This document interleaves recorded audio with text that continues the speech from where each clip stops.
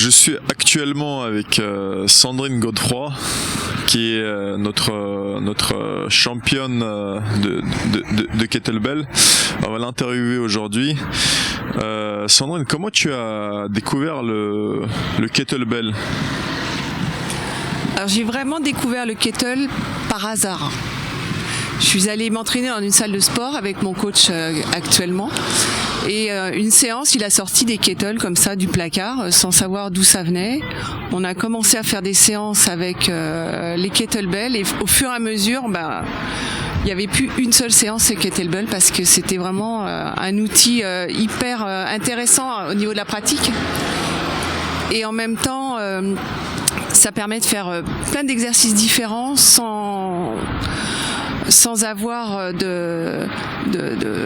comment on appelle ça, on s'ennuie jamais quoi. Tellement il y a d'exercices différents et très rapidement aussi du coup il nous a emmenés en compétition. Mais tu aurais pu continuer à faire de la kettlebell tranquillement dans ta salle de sport sans forcément aller plus loin. Là aujourd'hui, tu t'es inscrite au championnat d'Europe et tu as fait d'autres compétitions comme le championnat du monde en Inde dernièrement où tu es revenu médaillé. On sent que tu aimes la compétition quand même. Comment tu peux expliquer cela? Moi, j'ai besoin d'une carotte en fait. Je sais pas m'entraîner sans me dire j'ai tel objectif. Il me faut un objectif. Ça a été comme ça dans toutes mes activités sportives parce que j'ai pas fait que du kettle au niveau de mes activités sportives. J'ai fait énormément de triathlon aussi. D'accord.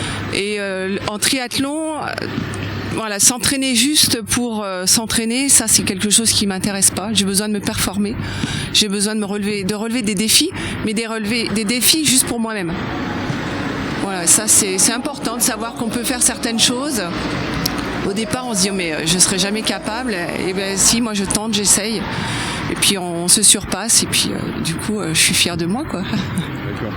Le triathlétisme et le kettlebell, ils ont des points communs selon toi? L'endurance. L'endurance est hyper importante. Ouais. Parce que 10 minutes quand tu es à fond, c'est important d'avoir quand même un cardio derrière qui tienne le choc. Moi j'ai arrêté le triathlon parce que j'avais des problèmes de genoux. Et puis à un moment donné, de toute façon, au bout de quelques années, une dizaine d'années de ce sport, il fallait que je trouve autre chose. J'ai essayé la danse, ça n'a pas marché.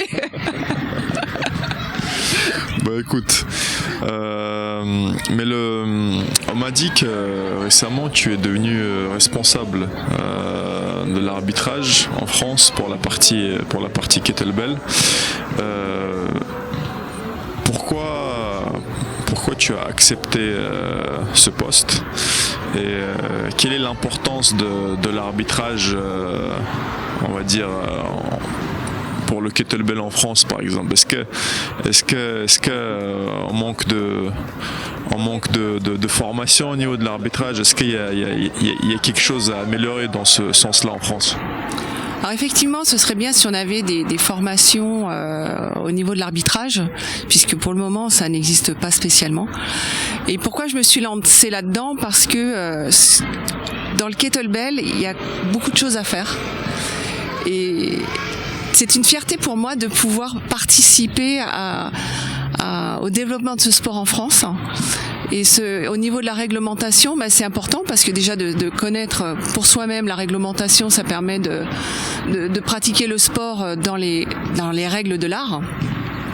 Et après pouvoir le transmettre, ça ce serait quelque chose aussi de super important parce que faut pas que ça reste confiné sur un ou deux clubs. Il faudrait vraiment que ça puisse après se développer un maximum en France pour qu'on puisse être vraiment reconnu comme tel au niveau de l'international, au niveau des compétitions internationales.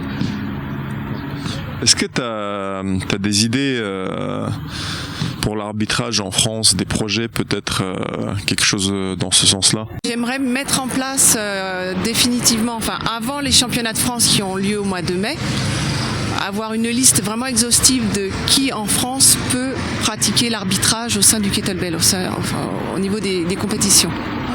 L'arbitrage, c'est très important dans n'importe quelle discipline.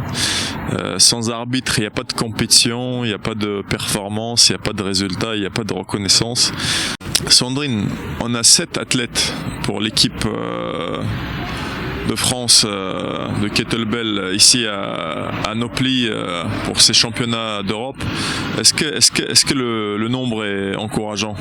Ah mais complètement. C'est la première fois qu'on a autant d'athlètes sur une compétition internationale. J'espère que ce sera le chiffre maintenant minimum qu'on atteindra sur chaque compète. Parce que vraiment c'est important que la France soit reconnue dans ce sport. Et qu'on soit pas juste à chaque fois à la fin de la liste parce qu'il y a très peu d'athlètes. Là, on a déjà gagné 4 médailles hier. Aujourd'hui, on va bien voir combien il y en aura et ça fait plaisir parce que du coup, on sent qu'il y a une envie grandissante au sein de la France. Et pourvu que ça dure et que ça se développe et que ce soit exponentiel, c'est ça.